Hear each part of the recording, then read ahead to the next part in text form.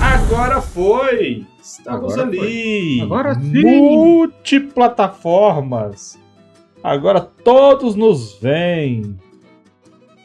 Ah, tá só para membros de novo. Não está não. Agora tá aberto, tá aberto o público, tá tudo normalzinho. É que não estava entrando na transmissão do YouTube depois da última queda. Então, mais uma vez, boa noite. Papo de Mestre número 114 é bom, né? 174. É a parte 2 do Tempo nas Campanhas, porque o assunto é tão bom que da última vez rendeu uma parte 2 na semana seguinte. Ali, ó, já tá mostrando lá no marcador do YouTube normalzinho. Isso. Então bora lá. Eu só não consegui arrumar um jeito da minha câmera não ficar travando. Mas vocês não gostam de ficar me olhando, então não vai ter problema. Não é mesmo? Então vamos lá. Começando então esse papo de mestre. Parte 2. O tempo nas campanhas. Da última vez nós falamos um pouco sobre como tratar o tempo, como narrar algumas questões temporais, né? Algum tipo de ferramenta que utilizamos nas narrativas, tipo elipse e tal. Nós vimos também, só para não falar besteira aqui, de repente eu tô com a cabeça ocupada e falar uma coisa que a gente não falou, que a gente ia falar, né? Então nós falamos das maneiras de tratar o tempo, falamos de bom senso, viagem no tempo, falamos que o tempo não para, comentamos que a agenda do vilão, a agenda do cenário avança, falamos sobre a qualidade do cotidiano narrado, né? Quando você narra o tempo do grupo, a história que avança sozinha, que é a complementação do tempo do vilão. Falamos sobre noção do tempo, acho que nós não falamos. E falamos sobre cicatrizes do tempo, né? Sobre como criar famílias descendentes, amadurecimento e experiência, perdas, mudanças e traumas. E aí nós trouxemos um relato, foi o do Brunão, que ele questionou essa questão da aventura longa, porque ele participou de aventuras longas, uma história muito, muito, muito comprida. E ele trouxe um pouco dessa experiência. E para começar, a gente já vem de surpresa. Por quê? Porque sim, Zequinha. Porque nós temos aqui uma pessoa que vive do improviso, que é o Senhor Salada. Então, para começar, é um tópico que é para membros, mas você que está assistindo aqui ao vivo vai ver normal. Agora, se você não é membro, você vai ver só aqui, né? Agora, porque nos cortes não vai ter, então já pensa aí na possibilidade de se tornar um membro, seguir, compartilhar e tudo mais. E o tema é o seguinte: calendário, eras e passado.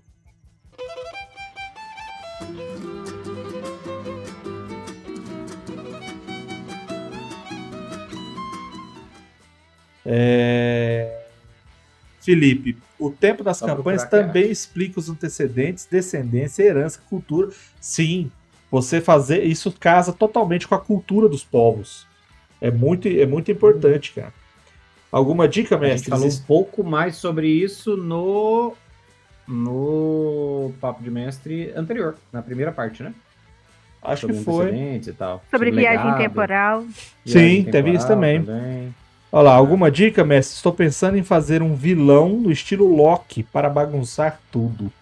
Fabrício, eu fiz um papo... Eu fiz uma campanha inteira em que o vilão era... Não era o Loki, mas o vilão era um...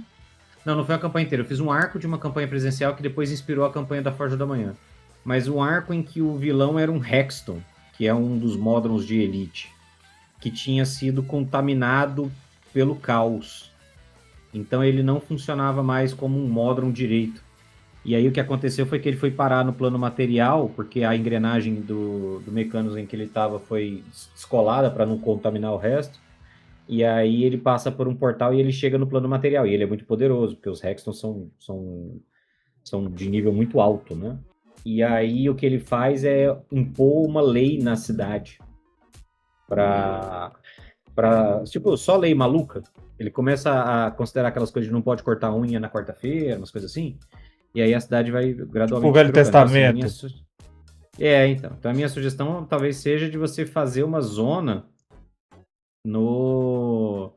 Talvez algo nessa linha. O caos está contaminando, né, Mecanos? O vilão pode ser um vilão que está fazendo isso deliberadamente, ou pode ser só um efeito da interação dos planos ali, alguma coisa que aconteceu, e aí o que você está fazendo é tendo uma corrupção gradual, até Primus perceber o que está acontecendo e parar aquilo ali, soltar a engrenagem e mandar ela embora. Dá para ter aventuras muito loucas e muita confusão. Muitas aventuras na Acho que sessão da tarde. só vou É. aproveitar e dar dica, tenha em mente que tipo de modificação você tá esperando que aconteça na história, porque você tem que tentar montar ela já tendo isso, porque você pode degringolar no meio da história, mas Sim. porque mexer com tempo, mexer com modificações na história é muito fácil você perder a mão. Então defina antes o que pode ser mudado, o que não pode ser mudado, o que pode ser afetado, o que não pode ser afetado. Tenha leis bem definidas na sua cabeça. Não que os jogadores precisam saber, mas você tem que saber pra você conseguir controlar. Eu acho é pouco. Eu acho que quanto mais você bagunçar, mais possibilidade você vai ter. Mais problema você vai ter, mas quem liga, não é mesmo? Não é mesmo? Então, bora lá. Agora nós vamos falar do tempo para personagem versus o tempo para o jogador. Vamos falar das diferenças do tempo para cada participante aí da mesa e como que você vai mexer com isso, né? Como que você vai ter que equilibrar, tá? E para começar, ação alternada, turno rodada. Se eu não me engano, esse é meu, né? Meu não é. O meu é GURPS. Então Eu assim, lembro. se por falta de voluntários, quem vai falar sou eu. Cara, quem nunca tá participando, já participou de uma aventura onde já tem 6 sessões de combate. Cada sessão dura 4 horas, 5 horas. E quando você vai ver, se você for contabilizar o jogo, o tempo de jogo, se passou meia hora, foi muito.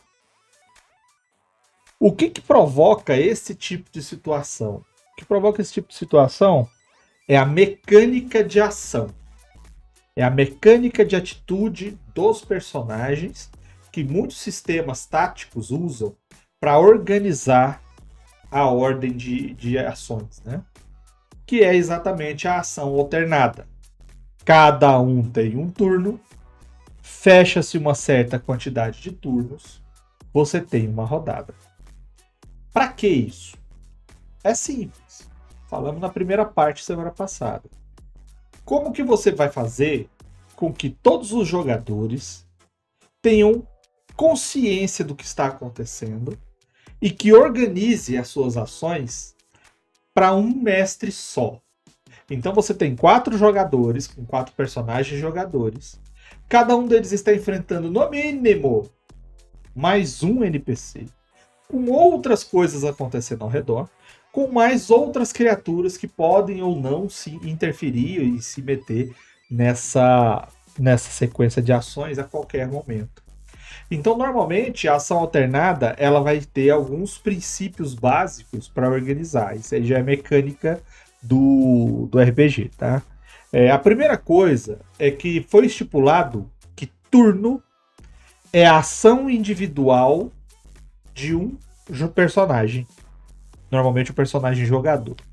Então, turno, ou ação, é aquele períodozinho de tempo para que ele faça uma ação individual, para que ele possa agir. Tá? Tem sistemas que trabalham isso de maneira diferenciada. Mas o D&D ele usa um turno de 6 segundos.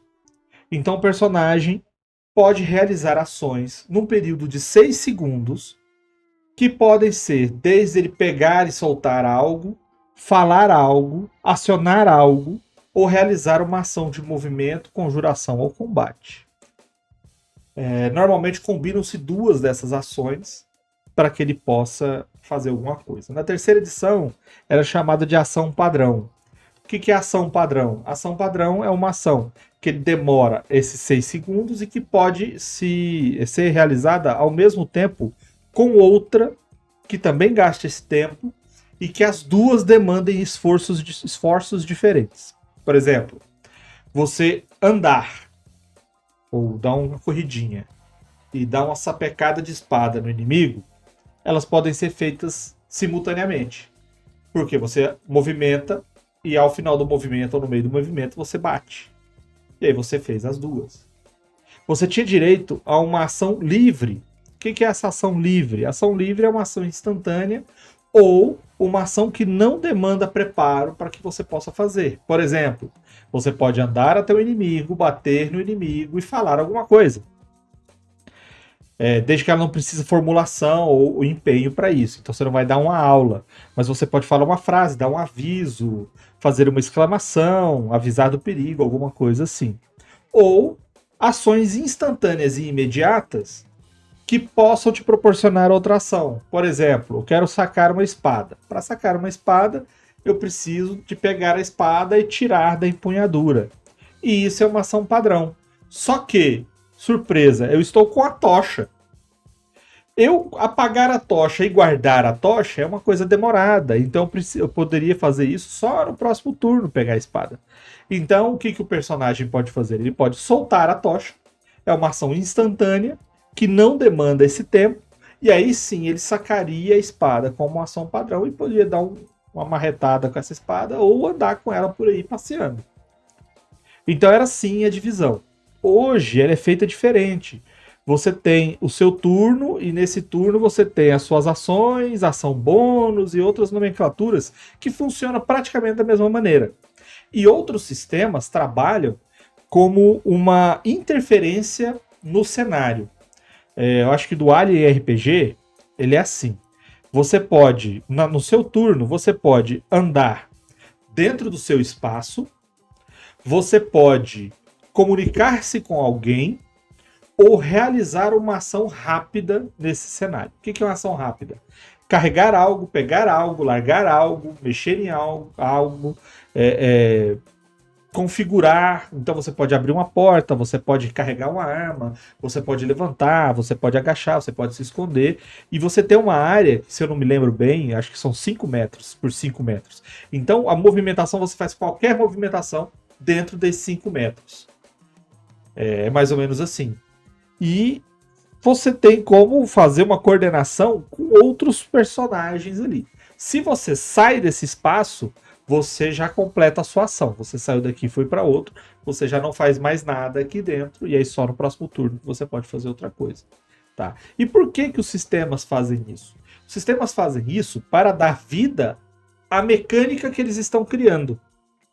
Qual que é a diferença disso? A diferença é que se você pegar o vampiro, quando você fala o turno do vampiro é um tempo suficiente para que você consiga realizar alguma ação da sua ficha, seja com teste ou não. Então você vai fazer um argumento, você vai fazer uma caminhada, você vai acionar e usar um poder, você vai se defender, você vai fazer alguma coisa que esteja ali programada, você vai ter o seu turno de ação, que também são alguns segundos. E isso, ao mesmo tempo que os outros, quando fechar todos agindo naquele período, você pode realizar a próxima. E isso é importante porque você não fica calculando segundos e não fica calculando pedaços do mapa como se fosse um jogo de tabuleiro. Porque Vampiro não é feito para isso. Vampiro é feito para você ter diálogos e interações e, se for necessário, você vai ter algum tipo de ação física para resolver algum problema que o dinamismo da interpretação não funcionou ali. Se você pega o Alien e você vê que essa dinâmica de ação envolve muita área, envolve muita coisa, é porque tem muita coisa acontecendo ao mesmo tempo. Então todos podem fazer ações expansivas mesmo. Então você vai ter gente atirando em bicho atirando nas pessoas, as pessoas atirando nos bichos e nas pessoas. Então você vai ter uma confusão de coisas simultâneas que acontecem ali. E no D&D, cada coisa, de acordo com a mecânica, precisa da informação de exatamente onde você está, que condição você está e o que está interferindo. Por isso, você tem, inclusive, que você anda tantos quadros por turno, você pode fazer tantas curvas no turno, a sua magia alcança certos espaços, certas áreas. Toda essa divisão, então, de turno e rodada é para que você consiga identificar visualmente e nas regras, na mecânica, como os personagens vão agir de acordo com o foco principal do seu sistema. Para Alien é a ação eu esqueci, claustrofóbica. Para o D&D é a ação tática de tabuleiro. E para o Vampiro à Máscara é a interpretação e a cena dramática. Outros sistemas têm outras formas. E por que eu estou trazendo isso? Eu estou trazendo isso porque às vezes você está mestrando D&D e você quer fazer uma história de terror. Você quer fazer um troço bem de investigação. Ou então você quer fazer aquela campanha política mó legal. Só que o sistema está te puxando sempre pro tabuleiro. Está te puxando sempre pro turno. E aí você teria um arco que seria excelente pro sistema de vampiro. Mas é muito ruim, entre aspas, para o D&D. Então entenda como funciona o turno e a rodada, porque a partir desse seu entendimento, você vai conseguir fazer essa adaptação para quando você sair da necessidade de ter esse game tático e você explorar as outras possibilidades do jogo no roleplay. Acho que é isso. Falei demais de novo. O Marco sempre fala a quantidade certa necessária para se explorar o tema. Eu gosto muito da ideia de tentar enxergar como o tempo do jogador influencia naquele momento do jogo. Porque todo mundo aqui já teve aquela experiência de um momento inicial de algum tipo de combate em que os jogadores gastam muito mais tempo para tomar decisões do que o verdadeiro significado daquela rodada. E é muito difícil você tentar achar o intermédio necessário para você não afetar o que os jogadores estão fazendo, porque eles também têm alguma autonomia para ter decisões, mas ao mesmo tempo explicar, olha, é um jogo, você não tem tempo para poder fazer o que você está querendo, não faz nem sentido nesse sistema você tomar a decisão que você está querendo. E é difícil na posição de mestre você tentar dinamizar a experiência de todo mundo para não deixar sem graça, porque é nesse momento que aparece o pro player, o cara que vai querer dizer como todo mundo tem que agir, e aí deixar o tempo do personagem agir de acordo com o que de fato ele quer fazer, mas isso você seguir tanto a história, seguir tantas as mecânicas possíveis, não atrapalhar os outros jogadores, porque isso também é uma experiência coletiva, a gente precisa que todo mundo possa participar ao seu modo, é muito difícil de manejar. Eu já participei de uma partida de GURPS, que a gente tava num faroeste, e toda aquela situação de uma pequena vila foi invadida, os índios estão chegando, e aí existe aquela expectativa de sendo narrada, da experiência de imaginar tudo aquilo acontecendo, e quando chegou no combate, parece que a narrativa não conseguiu acompanhar a tensão que se esperava, porque aí começou a ser pensando demais o que cada um ia fazer, era uma pessoa se posicionando e se a história pede adrenalina, a gente precisa que as mecânicas também forneçam mecanismos para isso. Não adianta você estar lá naquele momento, a parte inicial da narrativa criou, que é o ambiente do roleplay, mas na hora de você rolar os dados, você vai ficar com infinitas comparações, com infinitas somagens, e isso estraga a experiência de todo mundo.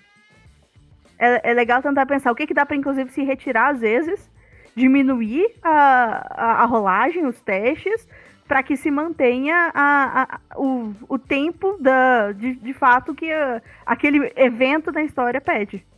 Mas é muito difícil pelo menos eu acho muito difícil de conseguir lidar com outras pessoas e convencer nelas de como aquilo tem que seguir.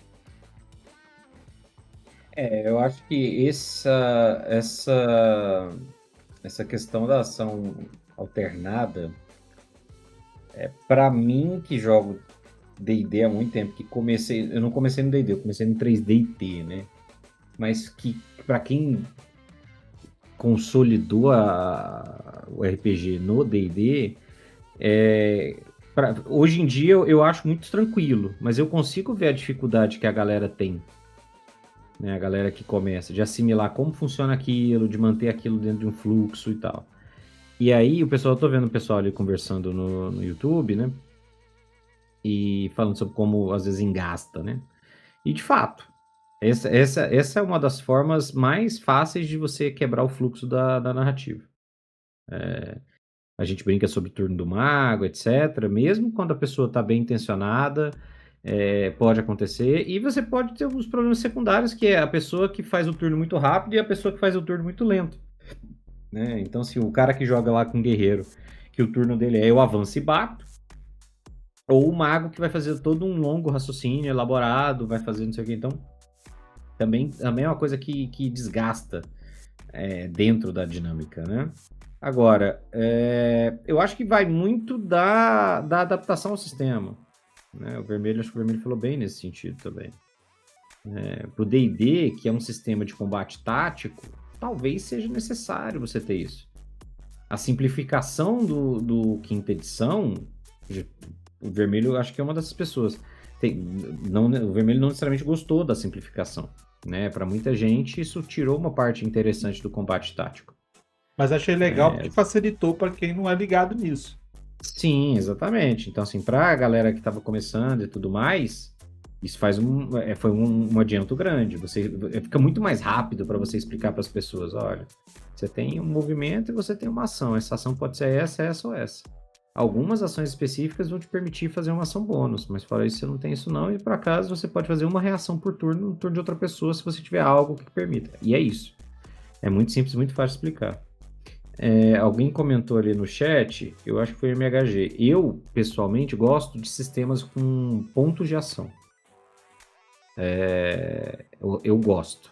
Eu acho que tem uma dificuldade, às vezes, de você operacionalizar isso.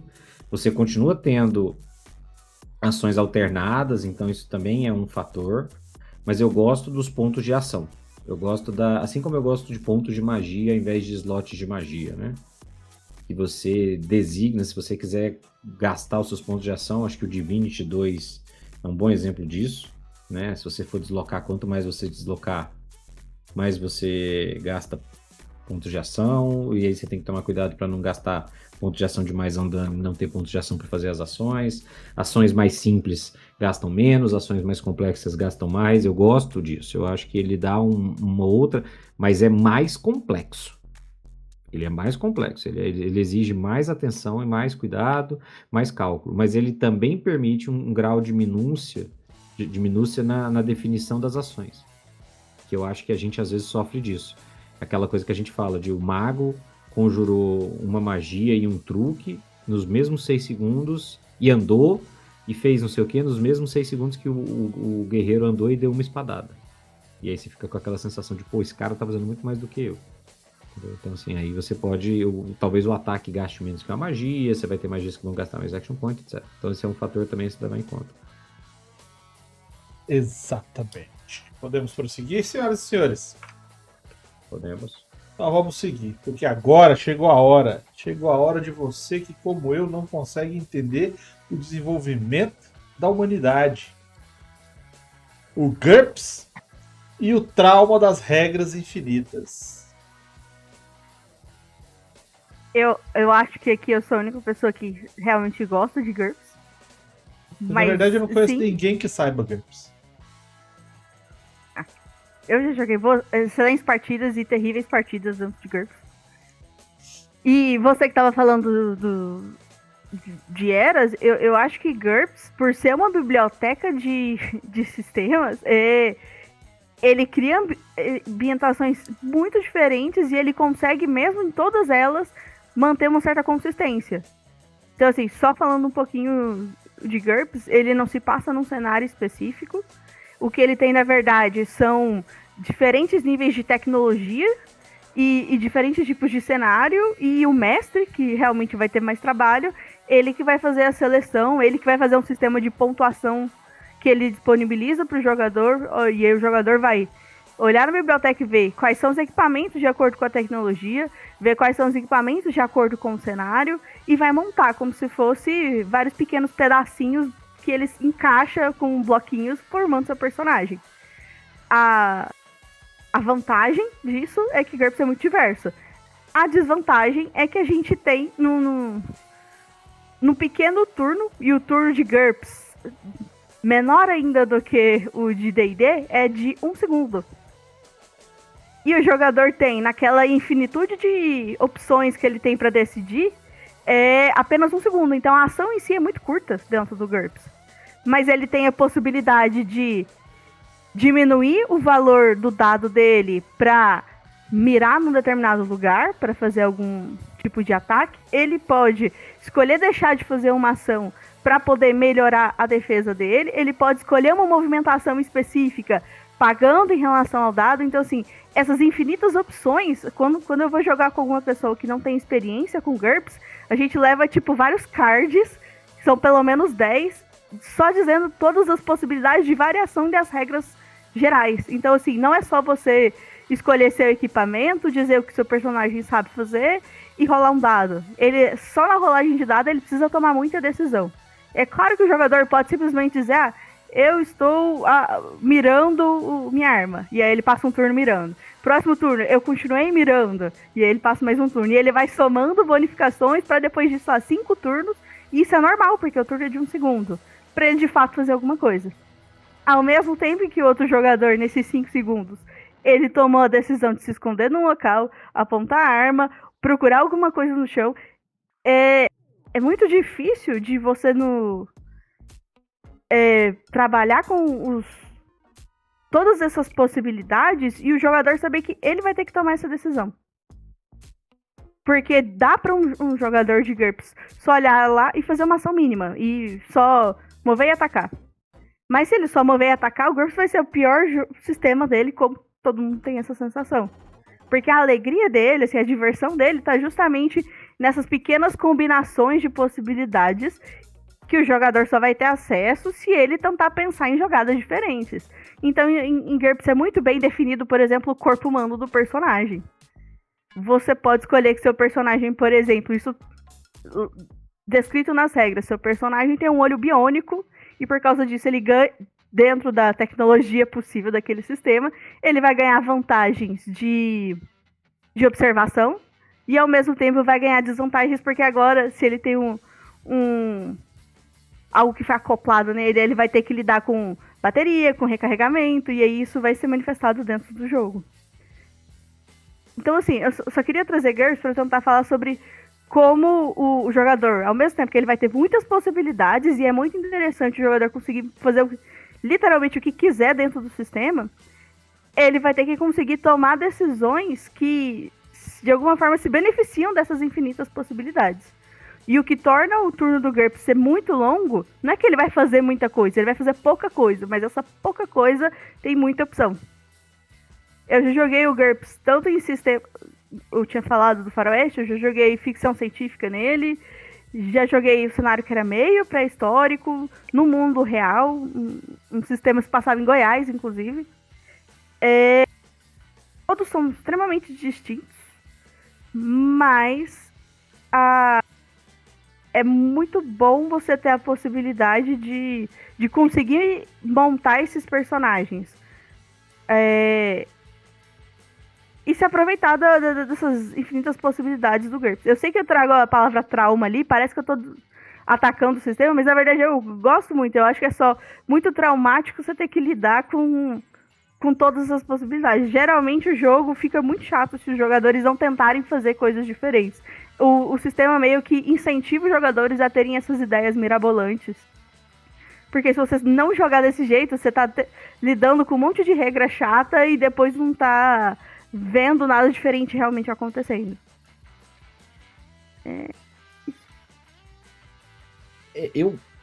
A pouca experiência que eu tenho com GURPS, porque eu só tenho pós-graduação, eu vejo muita dificuldade, e claro, isso depende muito da experiência do mestre e da mesa, né? Mas eu vejo muita dificuldade de conciliar as regras com o fluxo. né? Eu acho que ele sofre do mesmo problema que a gente mencionou de outros sistemas aqui, que e eu não conheço nenhum sistema, e eu acho que talvez não seja possível, dessa compatibilidade de detalhamento, minúcia, especificidade com simplicidade. Tipo assim, é muito difícil você fazer isso. Então, ele tem essa possibilidade, ele foi pensado, idealizado, criado para você ter todas as possibilidades do mundo. Ele é feito para ser o sistema genérico perfeito. Você quer jogar ficção científica, magia, supers, foda-se. Você pode usar ele, nada muda. Então ele te dá uma possibilidade enorme. O Juliano tá falando ali no negócio. GURPS tem N possibilidades, quando ele fala de estilo de golpe, parte do corpo que ataca, etc. Ele tem. Ninguém nunca falou que o problema do GURPS é falta de possibilidade. Nunca foi isso. Ninguém nunca falou, eu acho o GURPS restrito. Não, o problema é justamente que, para não ser restrito, o GURPS acaba abrangendo uma complexidade de escolhas e de regras para ele funcionar em toda e qualquer situação, que torna ele um sistema complexo. E aí eu sempre acho que essa complexidade, a gente falando em termos de tempo dentro do jogo, essa complexidade aumenta as chances de você engasgar no fluxo da aventura. Vai ter... O trauma que todo mundo tem com GURPS é a hora que para debater regra. Que não é uma coisa exclusiva do GURPS, obviamente. D&D tem muito isso. Né? O D&D... Todos os sistemas de combate tático, Lancer tem isso. A gente falou bem do Lancer, muita gente já falou bem do Lancer aqui. Lancer tem isso. Então, quanto mais combate tático, quanto mais regrado for o sistema, obviamente aumenta a chance de você ter um problema, não só em combate, em qualquer situação, né? Em situações específicas em que você tenha regras próprias. E aí entra um ponto, talvez, que o GURPS seja mais difícil, né? O D&D normalmente engasga no combate. Quando você começa a fazer diferença, contagem de tempo, turno, o deslocamento, todos aqueles elementos ali são repentinamente muito importantes e muito, muito fodas. Dificilmente você tem um problema de engasgar com regra de uso de perícia e interação social, por exemplo. Agora, o GURPS, o problema é que o GURPS tem regra muito detalhada para tudo. Então, o GURPS tem risco de você engasgar numa regra para interação social, engasgar numa regra para uso de magia situacional fora de combate. A velha, fatídica brincadeira da regra de cavar buraco. Você tá cavando buraco, é uma coisa que no D&D você fala, eu vou cavar este buraco. O cara vai falar, em quanto tempo você quer cavar este buraco? Tanto tempo. Rola um dado, faz o teste de Athletics. Dificuldade para cavar nesse tempo é 20. Pronto, acabou. Não tem... O cara estabeleceu a dificuldade da cabeça dele e é isso. Mas aí eu acho que o problema é o mestre mesmo. Porque o mestre não precisa cobrar nisso. O GURPS funciona, inclusive, como um jogo de, basicamente, interação social. Se você quiser tirar todo o combate, porque ele fornece um sistema para primeiras impressões, para melhoramento de relações, para preconceito, ele monta isso tudo.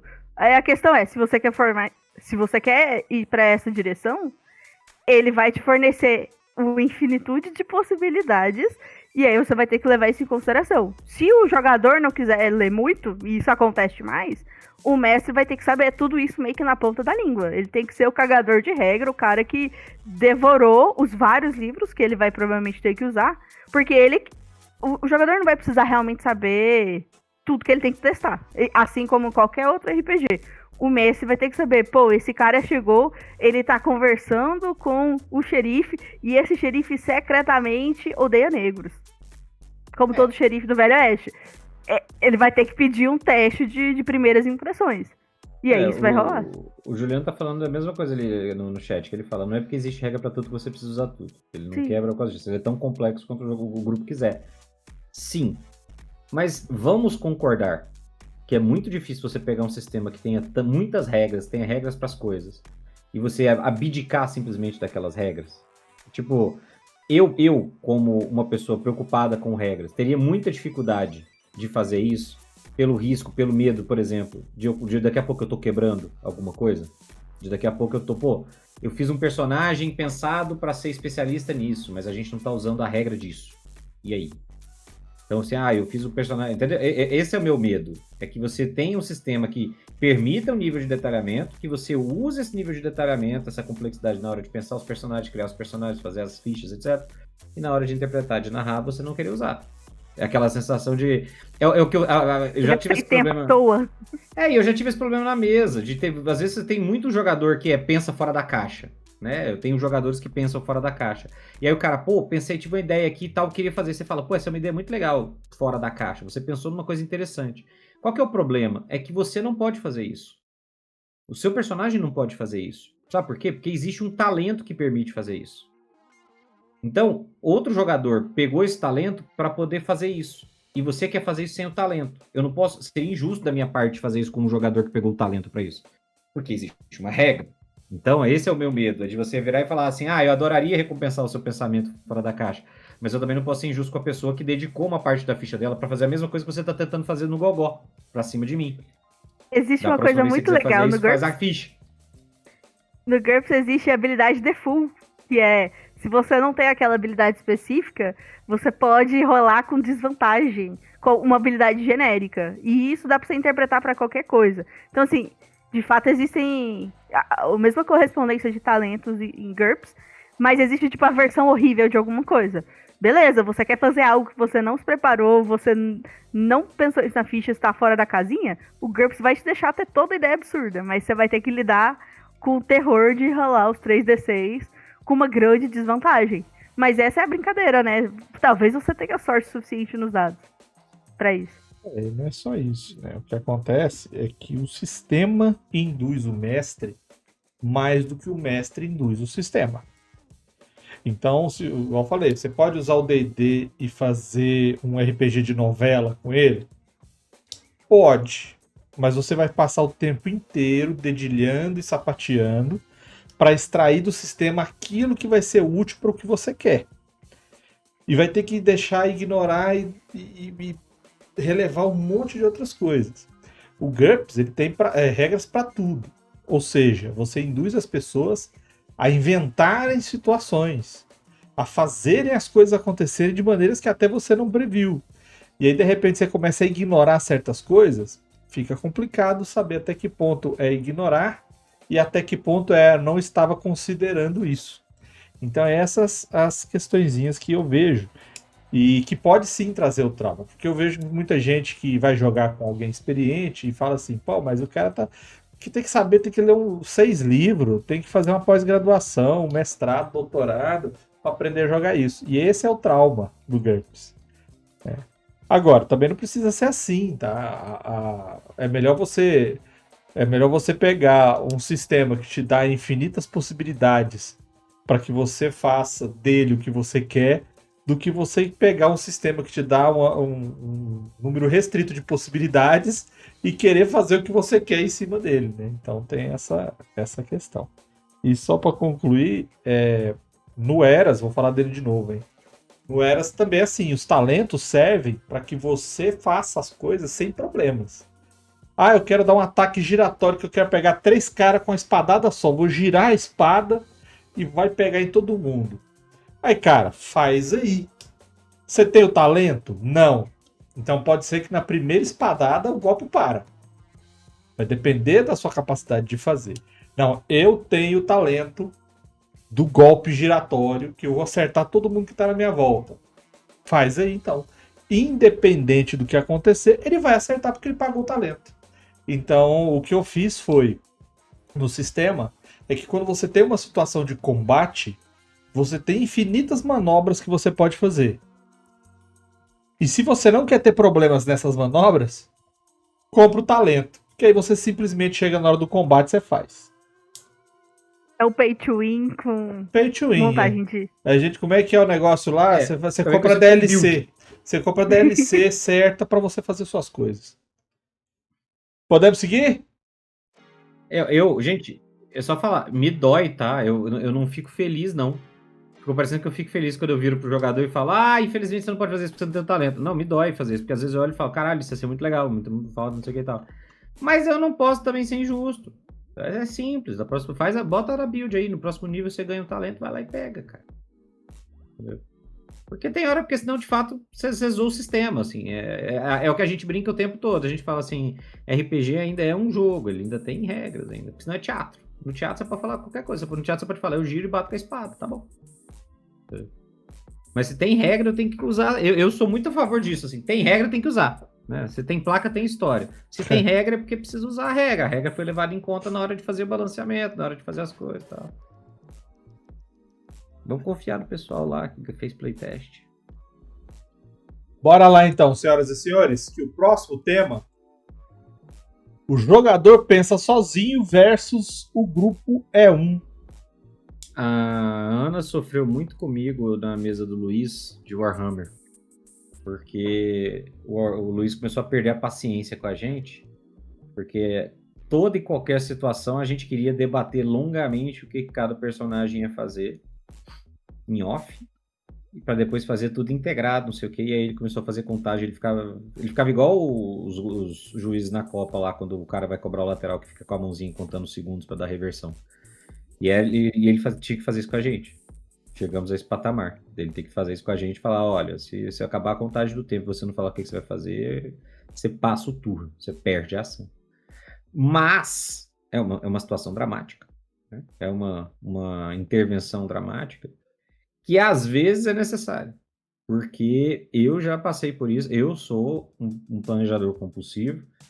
Eu jogo muito tabuleiro, então eu também estou a par e conheço fortemente o perfil de jogador que a gente chama de jogador alfa, que é o cara que, se quiser, na cabeça dele, todo mundo que está jogando na mesa é simplesmente mais um braço para ele. Peças, ele. É o cara que você faz isso, você faz aquilo, você é que faz aquilo outro, não sei o que e tal.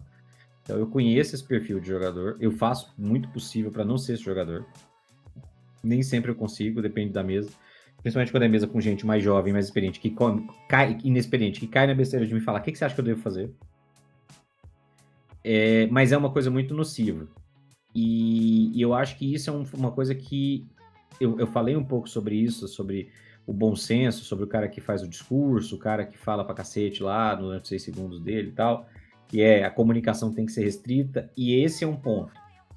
Esse é um ponto crítico. Mais do que a comunicação in-game, que eu sempre... Que é aquilo, cara, você tem 6 segundos. O que você grita em 6 segundos, ciente de que as pessoas vão estar gritando outras coisas. Talvez vocês não consigam ouvir, porque tá todo mundo gritando a mesma coisa. Isso já é em on. Em off, é mais ainda necessário para segurar o cara, para a galera não forçar a mãozinha na situação. Isso acontece demais. Demais. Eu adoraria que não fosse tão frequente assim, inclusive. Né? Eu acho assim, teve alguém que falou aqui no chat do YouTube, deixa eu pegar aqui. Aqui, ó, o Felipe tá falando, ó, o jogador da minha mesa já investiu no inimigo sozinho, foi em caminho sozinho. Teve alguém que falou mais cedo também sobre a questão do jogador que usa o metagame, né? A conversa entre jogadores para fazer um combinado de roleplay e combate. Isso aqui é um problemão, tá? Isso aqui é uma pinimba. Isso é metagame. Isso é metagame pesadíssimo. Pesadíssimo. Então, e assim, formas e formas de você trabalhar com isso, tá? Não tem uma bala de prata, não. Porque eu já tive situações em que eu falei, olha, galera, não dá. Já tive situações que eu quis fazer igual o Luiz, que é 1, 2, 3, perdeu o seu turno, próximo, 1, 2. Senão os caras não agem. Esse é um caminho. O outro caminho, aí menos traumático, é dependendo da situação, se os jogadores te convencem, eu já fui convencido como narrador nesse sentido, dos caras falarem, a gente tá agindo junto, a gente enfrenta coisas, a gente tá viajando e tal, há trocentos meses. A gente já enfrentou vários combates. É razoável que a gente tenha combinado gestuais e não sei o que. E eu falo assim, então, da próxima vez eu quero que vocês me falem que vocês estão fazendo isso como downtime, tá? Mas beleza, rola um teste aí. Você vai rolar um teste de performance. E o cara que você tá tentando mandar fazer o que você tá mandando fazer, e vai rolar um teste de insight. Pra ele entender o que é que você tá falando. Com o seu gestual ou com o grito que você deu de fazer alguma coisa. Aí falhou. Vocês não ensaiaram bem o suficiente. E acabou. E eu não quero mais ninguém conversando agora. Até o cara acabar de fazer a ação dele. E é isso. E aí eu tive que usar uma mecânica, inventar uma mecânica na hora ali para lidar com isso. Então, é um problema, não é um problema fácil de lidar, é um problema muito comum. Já estive dos dois lados, já estive como o jogador que fica querendo falar, cara, faz isso, faz aquilo. Já estive como jogador que teve que virar e falar, tem como vocês calarem a boca e deixar eu interpretar meu personagem do meu jeito? Obrigado. Já aconteceu também. E já estive na função de mestre de lidar com as duas situações. Então, é complicado, dá trabalho, é um metagame chatíssimo de lidar, e especialmente porque às vezes o grupo tá. Na cabeça do grupo tá tudo certo. Tem muito grupo que pra eles tá tudo bem. É isso mesmo. Então, principalmente quando você tem só um jogador alvo. Quando você tem dois, às vezes eles brigam. Mas quando tem só um, o resto da galera fala, não, mas eu quero ouvir o que ele tem pra falar, porque a sugestão dele é boa. Eu falo assim, mas ele não tem como explicar a regra do jeito que ele explicou aí durante trocentos. Ah, mas eu não sabia a regra. Então pronto, pra próxima sessão você leu de novo a sua classe, lê suas magias, aprende o que você faz, pra você não ter que ficar dependendo de outro jogador pra fazer isso. Já tive problema demais com isso. Então fica a sugestão, diga não, como falou o Felipe, diga não ao metagame, já falamos sobre metagame antes aqui, não uma, não duas vezes, muitas vezes além dessa, e fica a sugestão. Eu sou meio suspeita pra falar, porque eu sou jogadora que às vezes faz metagame, mais por ansiedade mesmo, por qualquer situação que eu preciso tomar alguma decisão, eu já começo a pensar em infinitas possibilidades, isso envolve os outros jogadores, e os outros jogadores vão ter que seguir as minhas ideias, porque eu sei que elas são boas. E isso causa muito mais problema do que entretenimento. Mas, enfim. Algo em particular que eu não havia experimentado até pouco tempo atrás, que é jogar de galera mesmo. Eu tava participando do encontro de mulheres nos Jogos de Goiás, e aí uma mestre, a Larissa, o Red conhece ela, decidiu apresentar RPG para um grupo de 30 pessoas. Todo mundo jogou a mesma história. Ela narrando para 30 pessoas. Eu nunca tinha passado por isso. E aí a ideia de um jogador que pensa sozinho de um grupo que é um, na verdade você começa a desejar que o grupo consiga se organizar, que apareça um jogador lá para tomar decisões por todos, porque vira uma outra experiência. Mas é muito legal de tentar entender o que muda numa mestragem quando você tem ideias demais acontecendo ao mesmo tempo. E aí você começa a pensar em rolagens coletivas. O grupo, na experiência que eu tive, decidiu se dividir. E aí 20 pessoas tentaram se teleportar, 20 pessoas tentaram se deslocar no local estando na boleia de um dragão, que a outra pessoa se transformou. Então, assim, foram ideias extremamente caóticas e nesse momento faz todo sentido você ter um jogador que vai tomar decisões pelo grupo, porque não dá. É um tipo de RPG muito diferente quando você tenta fazer uma apresentação dessa pra galera. Foi uma experiência muito legal, mas foi muito assustador tentar imaginar como é que você lida com todo mundo conversando e tentando tomar decisões bem metagame mesmo, mas nesse caso eu acho que faz sentido. Quando você tem gente demais, você precisa começar a mudar um pouquinho o seu sistema, sua forma de mestragem. Tem algumas situações, na verdade existem várias, muitas, é muita mesmo. Situações que o pensamento sozinho, em grupo, ou em grupo, ele se faz necessário. Então eu vou setorizar minha resposta. Primeira, igual essa exposição de jogo para 60 pessoas. Isso é uma dinâmica, tá? É uma dinâmica. Ela está fazendo uma dinâmica com mecânicas de RPG. Uma vez eu fiz uma palestra lá em Nerópolis. Era uma ação da prefeitura lá que estava levando RPG como ferramenta para ensinar história, geografia, etc. E era um amigo meu que tava dando aula lá e ele falou, cara, vai fazer a palestra lá. Tinha uns 120 moleque lá de 8 a 16, de um monte de colégio lá. E aí, como é que eu vou mostrar isso? Como que eu vou fazer essa situação correr? Como que eu vou fazer eles entenderem uma dinâmica de RPG para tomada de decisão, para ele analisar a situação, analisar cenário, analisar possibilidades, tomar a decisão e enfrentar consequências. Tem um sistema de RPG chamado Terra de Og.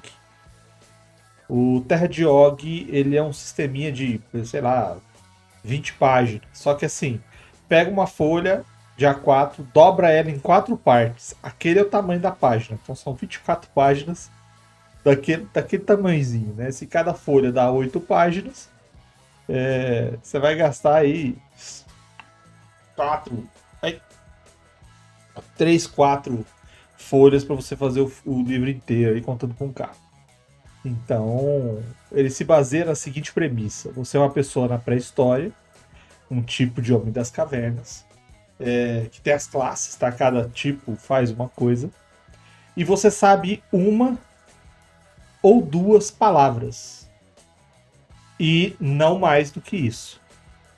E não é qualquer palavra do seu vocabulário. Existe um conjunto de 32 palavras conhecidas. Não existe mais nada nesse sentido para que exista a comunicação. E a história foi: eu peguei uma pessoa da plateia lá, acho que eram 2 pessoas. Era uma menina e um molequinho. Eles deviam ter de 10 a 12 anos, os dois ali. E aí qual que era? O moleque a menina saiu para pegar água. Quando ela chegou lá no rio, ela viu que tinha um dinossauro carnívoro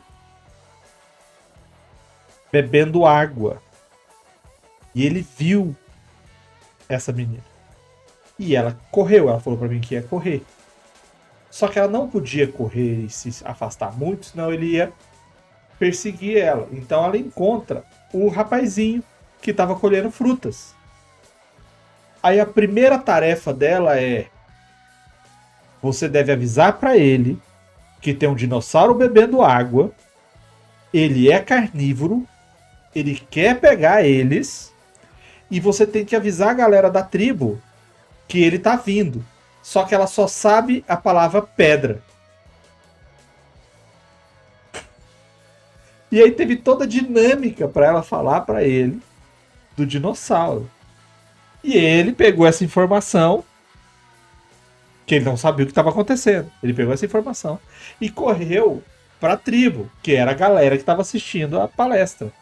E ele teve que explicar que que a menina viu um dinossauro carnívoro bebendo água no rio e que estava perseguindo ela e quer comer a galera da tribo, só que ele só sabe a palavra peludo. Foi o caos, divertidíssimo. Porque as pessoas não estavam sabendo das informações. As pessoas não sabem bem o que está acontecendo. Eles só ficaram sabendo depois. Então, assim, é nessa hora que você vê o que é o individualismo. O que é você deixar na mão da pessoa a capacidade de decisão. Mas e aí, na sua mesa que você tem jogadores experientes, né? Como que funciona? Funciona da seguinte maneira: cada um deles está acompanhando uma história de acordo com alguns preceitos básicos que guiam a interpretação. O primeiro deles, a própria pessoa. Ela escuta o que você está falando, ela imagina de acordo com as capacidades, conhecimentos e criatividade e imaginação dela, e a partir disso, se for assim, né, porque às vezes pode nem ser, ela vai interpretar aquilo de acordo com o que ela criou para o personagem. E aí, assimilando essa transformação, ele vai tentar fazer uma ação baseada nessa indução. Ele escutou do jeito que ele quis, interpretou do jeito que ele sabe, readaptou do jeito que ele acha que o personagem sabe e jogou pro jogo de volta aquilo que ele acha que o personagem dele faria. Esse é o primeiro momento. Quando você tem várias pessoas fazendo isso, você tem um verdadeiro caos criativo, porque as pessoas estão escutando o que elas querem escutar. Não é o que você fala, é o que as pessoas entendem. Então, na cabeça do mestre, nós temos até a posição das pedras, das cadeiras, das paredes, mas os jogadores nem sempre visualizam isso. Então você já tem esse problema do filtro. Quando você tem problemas entre os jogadores, um jogador alfa que se destaca, pessoas que não têm essa integração, pessoas que têm problema na hora de interpretar, que não conseguem fazer isso, você vai ter dificuldades gigantescas no individualismo. E se você coloca nessa receita o metagame, aí você caga com tudo. Porque aí você não vai conseguir ter drama, você não vai conseguir ter segredo. Porque um vai contar pro outro e vai começar a tomar atitudes já sabendo das coisas. Mas isso você vai dar conta porque você assistiu um papo de mestre nosso lá atrás, de jogador de primeira viagem, de mestres experientes, de mestre inexperiente, e você vai dar um jeito nisso. Só que você pode aproveitar o individualismo e você pode aproveitar o grupo de maneira proveitosa também para sua mesa. Eu narro pro Bruninho e pro Líbio uma campanha de aristocratas. São 2 filhos de papai playboyzinho no mundo fantasioso medieval, que o sonho deles é virar cavaleiro, e eles saem pelo mundo gastando dinheiro. Por quê? Porque é a preocupação deles. Eles não têm que trabalhar para viver e eles não são soldados que estão enfrentando alguma coisa. Então, de vez em quando, eles participam de algumas aventuras e tal, mas sempre naquela campanha social. Eles participam da política do cenário. Então, às vezes, cai na mão deles determinadas situações e decisões em que a reação deles pode causar alguma interferência real de cenário. Porque o pai dele é lorde, o outro, o pai dele é militar. Se isso respingar fora, dá problema. Se o que eles falam tem peso, pode trazer consequência. Então eles ficam nesses dramas, às vezes, de terem situações muito delicadas para tratar que você não encontra numa aventura padrão. Você não se preocupa com a sociedade, com a política e com os lords quando você está aí degolando o orc no meio do mato. E quando eles fazem isso e a coisa fica séria mesmo, eles param e eles falam assim, peraí, que agora é a mente coletiva. E aí os dois juntos discutem para achar uma solução. E eu não acho ruim. Por quê? Porque você tem os dois ali. É lógico, eu não deixo eles usarem metagame. E eles também são experientes, não fazem assim. O Líbio faz de vez em quando, mas eles não são de extrapolar. Mas eles não estão fazendo isso para trazer uma vantagem indevida para a ação deles. Eles estão fazendo isso porque os dois personagens passam praticamente o tempo inteiro juntos. E eles fazem o que o Marcelo falou. Vocês combinaram esses gestos, vocês fizeram isso, eles fazem isso. Quando eles estão em determinado local, a gente fala assim, agora vocês vão passar uma semana aqui de boa, viajando, fazendo aqui. Aí eles falam, e o que vocês vão fazer nesse período? Aí o personagem do Bruninho, que é mais estudioso, e o personagem do Líbio, que é mais social, eles entram no seguinte acordo. O Bruninho, ele tem um diário, então tudo ele anota, ele faz as questões de ver o que eles precisam saber, então ele pesquisa os livros, ele vai na prefeitura, ele vai onde tem registros, e o Líbio vai conversar com as pessoas, e aí o que eles descobrem, eles conversam antes de sair, antes de fazer. Eles já deixaram isso, eles falam, eles interpretam essa ação. Então é meio que eles ficam equilibrados, eles ficam nivelados nas informações. Então eu permito eles tomarem as decisões. Por quê? Porque eles estão ali já atualizados um com o pensamento do outro. E aí fica legal. E por que isso é bacana? Porque às vezes você vai deixar o cara pensando 10, 15 minutos travando a mesa, porque ele não sabe o que fazer. Ele não está sendo influenciado tomando ordem do outro. Mas você está tendo um pensamento em conjunto para ter mais possibilidades de ação. Cabe você, mestre, aí usar o bom senso e não deixar a coisa ficar extrapolada e você ter uma mesa de 5 jogadores onde só um joga. Isso aí você tem que prestar atenção. Um detalhezinho? Porque você falou dos sinais e eu acabei me lembrando. Eu geralmente não jogo de parceria junto com meu marido, mas numa última mesa nossa do ano passado, os nossos personagens tinham um passado juntos, e aí a gente... O cenário da mestra tinha algumas cidades e a gente colocava que eles já tinham viajado por aí, fingindo serem... fazendo apresentações de circo, e a gente dizia, vamos fazer aquilo que a gente fez na cidade tal. E aí a gente sabia que era, por exemplo, me arremessar pra cima, eu triplicar de tamanho, porque eu era um gigante bárbaro, e aí a gente sabia uma ação. Não, vamos fazer aquela coisa que fazia na cidade tal. E aí virou uma comunicação nossa. A gente inventou algumas coisinhas que aconteceram. E foi divertido. Quase. Que dá certo, né? Essa game foi legal. Eu acho que entra no tema que a gente conversou no episódio anterior, da gente falando sobre criar esses momentos de contato, de história, para os jogadores criarem esse tipo de expressão que não seja só rola um dado e faz uma ação. Faz uma ação e rola um dado. Exatamente. Podemos seguir? Bora! Podemos? Bora. Próximo tema. Narrativa coesa. Ação igual a cena. Isso daqui é muito utilizado quando você tem jogos interpretativos, tá? Quando você tem jogos de drama, Vampira Máscara, eu esqueci o nome do outro. Aquele de novela. Tem um aí que você faz. Tem um RPG agora que tá por aí que os personagens são personagens de novela. E aí você atua na novela. Então você tem cenas. Eu sei que existe, mas eu nunca vi qual era. Cinematográficos. Então o próprio mistério é mais assim também. Você tem cenas. Então é meio complicado você trazer a mecânica de turno para um jogo de mais interpretação. Então normalmente uma conversa onde você tem vários personagens, você meio que faz essa regulação do tempo de acordo com a interação direta. Então, se você tem 3, 4 personagens aqui com alguns NPCs participando de uma cena, e ali na frente você tem uma outra, onde tem outros personagens, outros NPCs participando de outra cena, o que normalmente você faz é você narra essa cena aqui, e você para depois de perseguir um certo tempo, ou quando alguma ação aqui pode interferir na de lá, ou depende de ação na de lá. Aí você para aqui, vai para lá, narra lá, até você ficar balanceando essas duas. E praticamente a narrativa é em tempo real. Porque você não demanda as ações táticas que o D&D exige. Isso para sistemas próprios para essa dinâmica. Agora, quando você está no D&D, fica meio complicado você fazer isso. Por quê? Eu vou fazer aqui então uma cena de política. Eu vou ter meu argumento e tudo mais, mas eu tenho teste de diplomacia, teste de atuação, teste de motivação, teste de insight, teste de não sei o quê.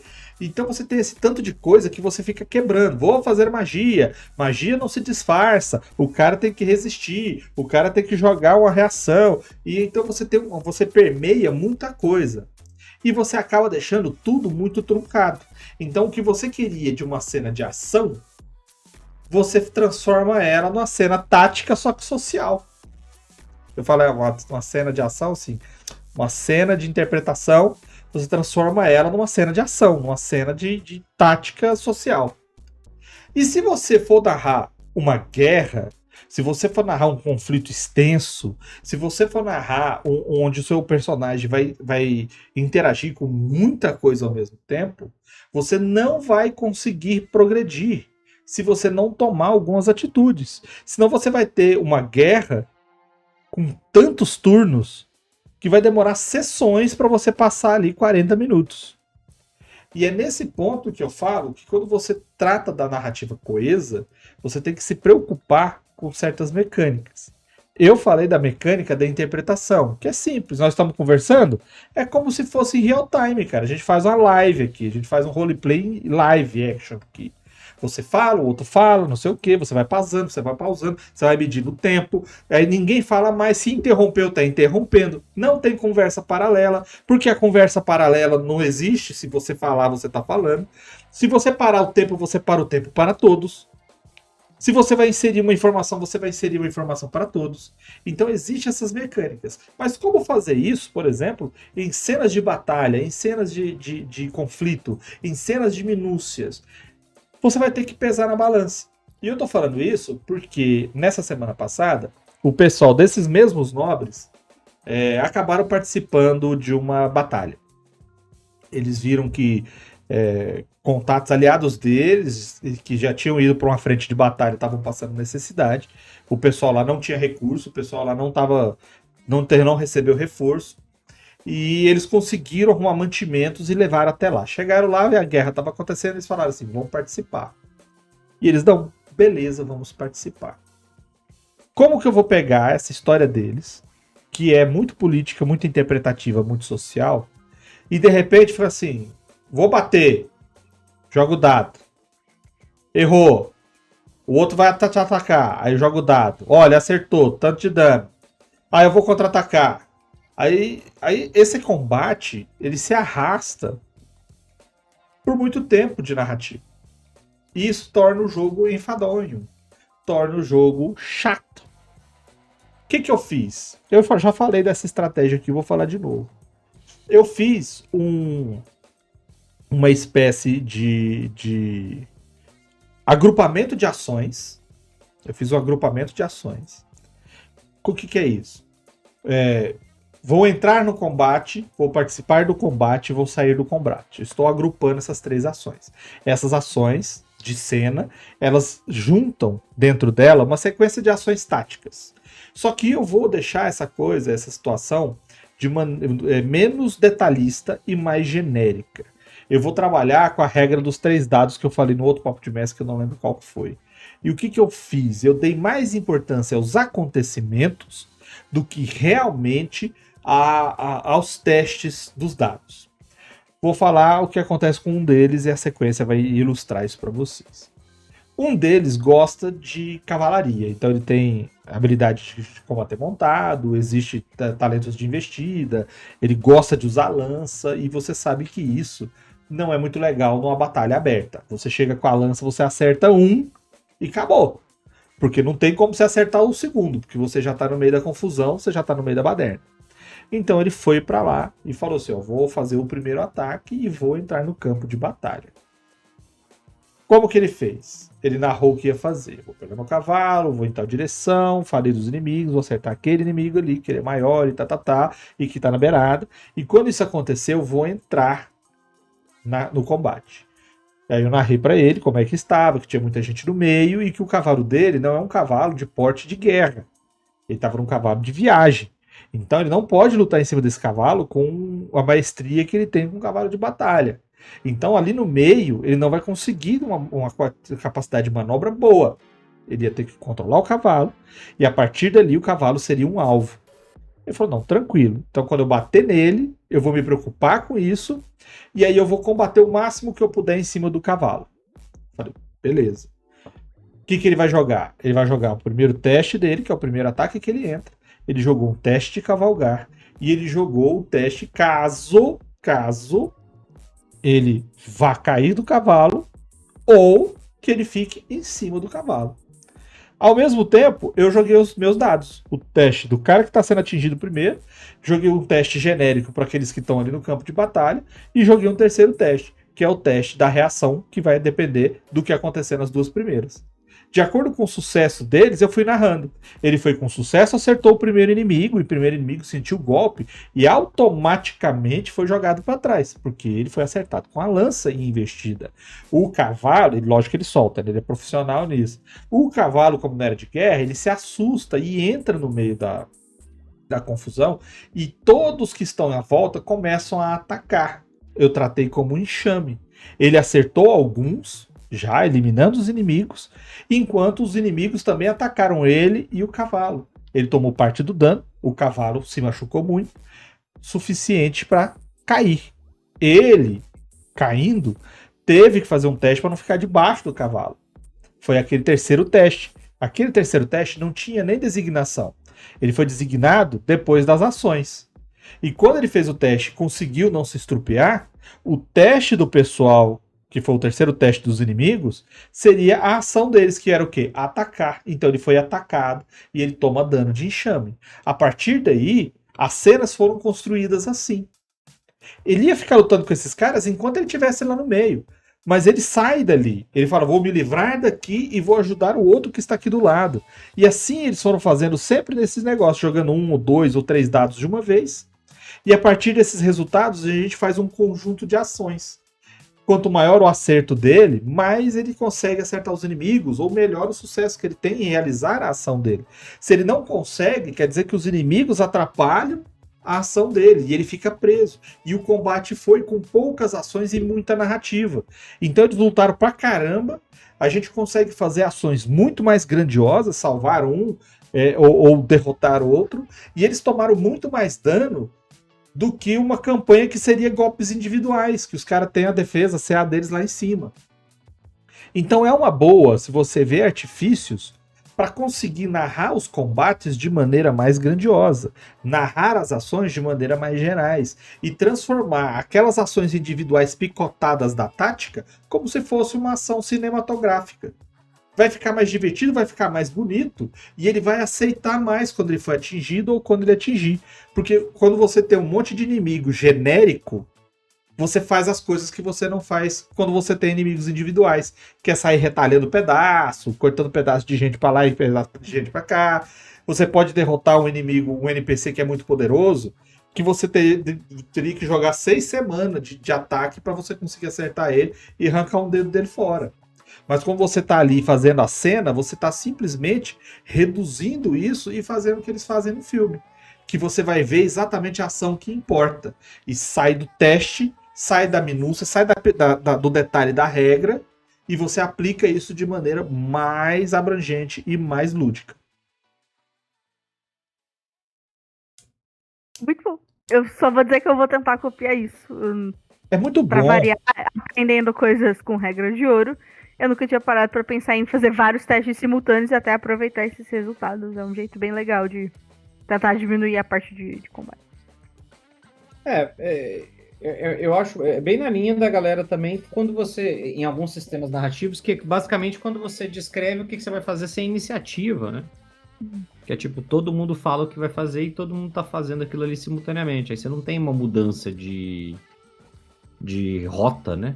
Por causa do resultado. Tipo, cara, você tá ali, você olhou pro cara, você falou, meu foco é bater nesse maluco aqui.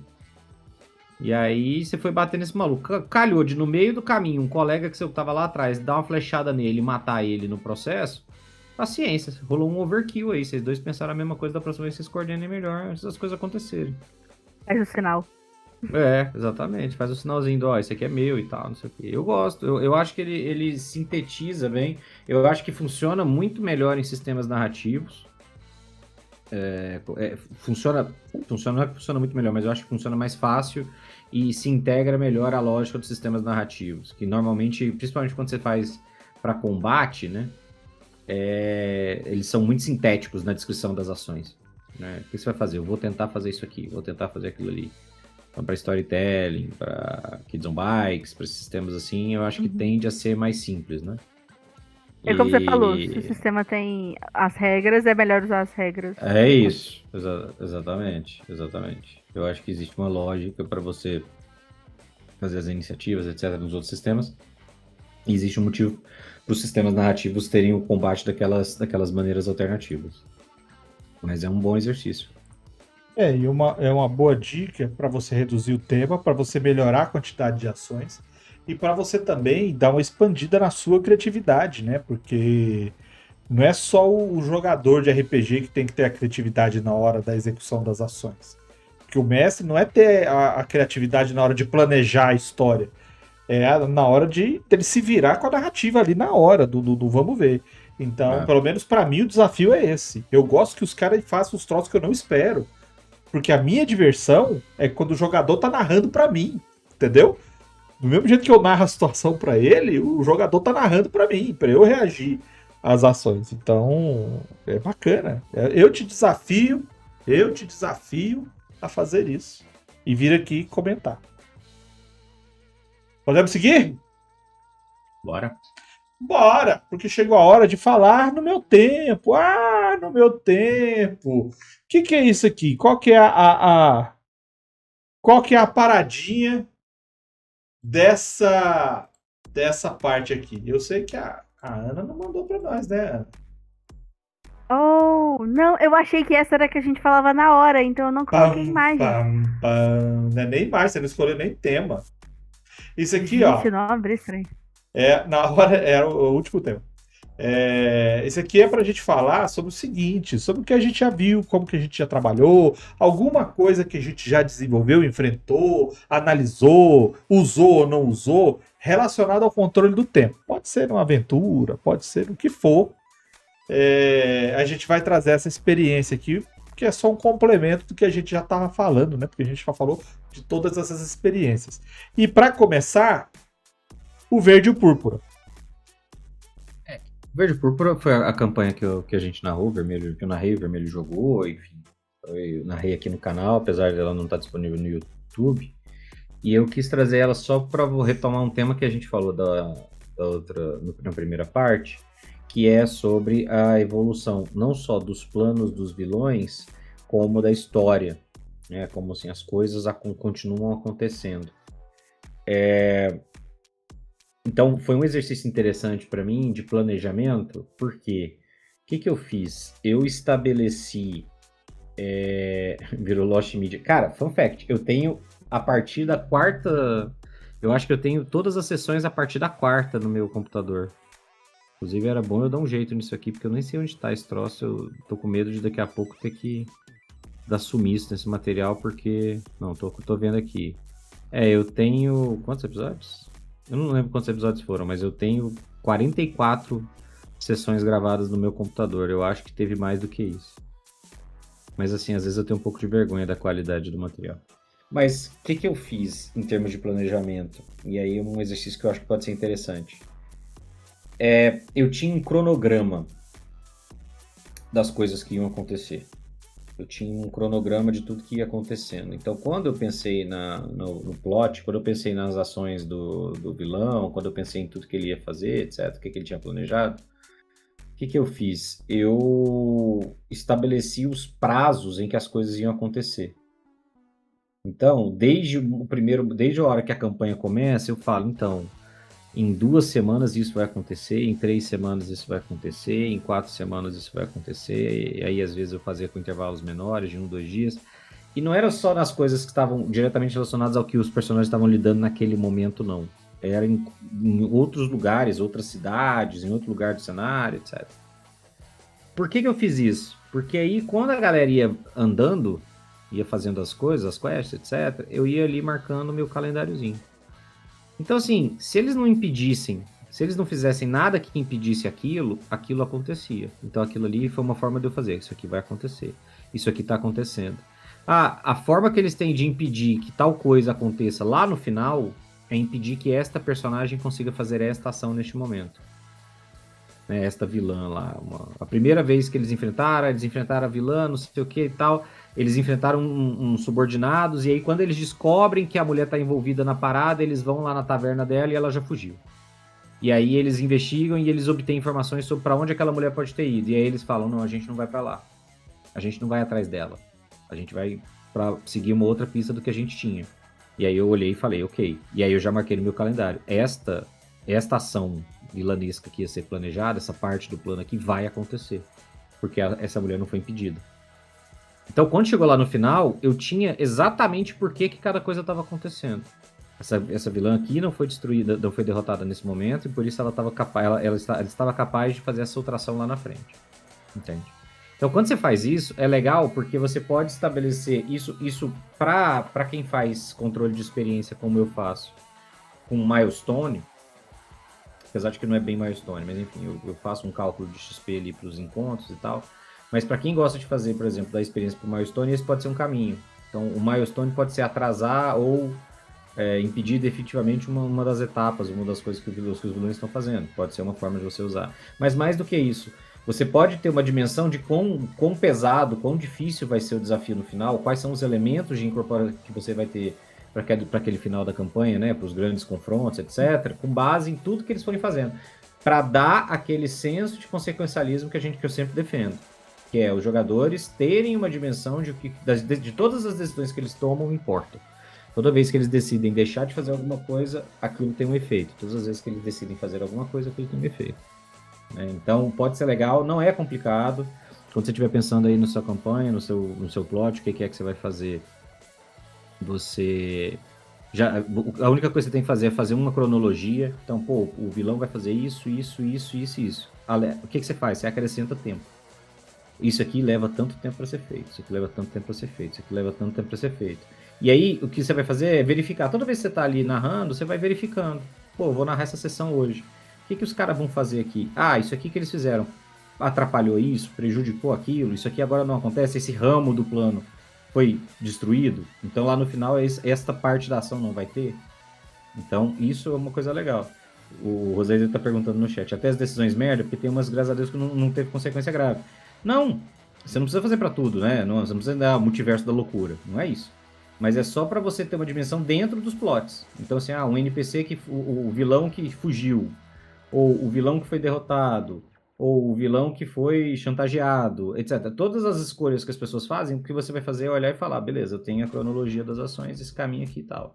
E aí você ter o tempo para isso, porque esse é o momento que as pessoas talvez esqueçam, né? Eu já falei sobre esse consequencialismo em outros papos de mestre, mas hoje eu quero falar pela dimensão do tempo, que é as coisas acontecerem independente de qualquer coisa. Então, assim, não é porque os caras pensaram depois em ir atrás da personagem.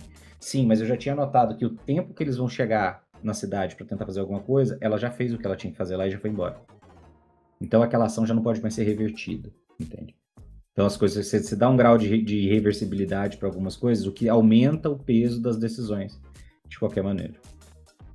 Esse tipo de situação, eu também me preocupo bastante e acho que a cronologia é essencial para a lógica da sua narrativa. Não tem como você desfazer uma história um pouco mais complexa sem ter um bom controle de tempo. Você pode fazer aquela coisa mais simples, um RPG bem descontraído, sabe? Uma aventura mais tranquila, ou pegar uma aventura pronta. Mas aí você está usando a aventura pronta em que a pessoa que fez já considerou isso. E se você vai para uma coisa mais complicada, uma coisa mais complexa, uma coisa mais trabalhada, você já tem uma situação diferenciada, que é o que o Marcelo falou. As ações geram consequências em todos os âmbitos, seja naquele que os personagens estão participando, seja no controle do cenário dos NPCs. Eu não sou igual o Marcelo que faz esse planejamento todo, que coloca a lista e tudo mais. Mas eu tenho a noção daquilo que eu estou narrando, eu tenho a noção dos acontecimentos, eu sei o que os NPCs pensam e o que eles estão querendo. E a partir daí, eu coloco exatamente essas consequências. Olha, aqui está acontecendo isso, ali está acontecendo aquilo, fulano está fazendo isso, fulano está fazendo aquilo, e a coisa está indo. Chega em determinados momentos, o tempo se passou, essas coisas se concluíram ou não, se complicaram ou não, foram resolvidas ou não. E aí você vai agregando isso daí na sua história. A pessoa falou com a Maria Joaquina da cidade tal, ela tinha um sonho de ser uma grande maga, só que ela não tinha como fazer nada, mas você chegou lá e deu um livro para ela de magia, de truques de nível 0 para ela, falou para ela um pouquinho, fez alguma coisa ali, deu uma ajudinha e falou assim, eu torço para que você consiga. E foi embora. Aí lá na vila dela, ela vai ter problemas com kobolds, alguma coisa vai acontecer e ela não tem ninguém para recorrer. E isso os jogadores não estão nem sabendo, eles estão lá passeando. Aí o que vai acontecer é que ela vai enfrentar com a galera, eles vão se arrumar, eles vão se defender. E ela usou esse troço e ela ganhou um nível. E aí, de repente, os caras voltam para lá 1 ano, 2 anos depois. Essa mulher já está em nível 3 de mago. Ela já tem os outros livros. A cidade já virou outra coisa, ali já tem uma guarnição com um ladino, tem um soldado, tem um clérigo, e você já viu que ali já virou outra coisa.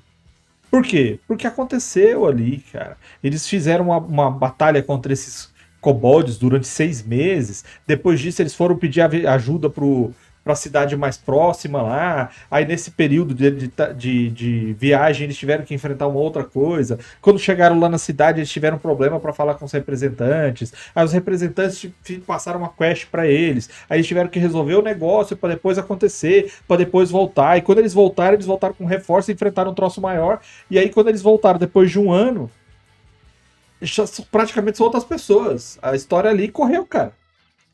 E podem ter gerado outras consequências. Então isso é legal você pensar, porque você tem a história toda na mão, e se os jogadores falam assim, vamos para tal lugar, não, vamos fazer isso, vamos fazer aquilo, você não se perde na narrativa.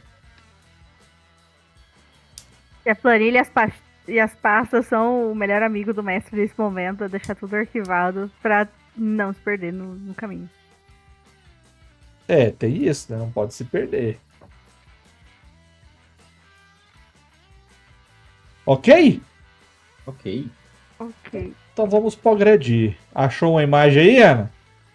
Eu vou ser sincera e dizer que não. Então, eu acabei de falar sobre organização e pastas e claramente eu não tenho isso.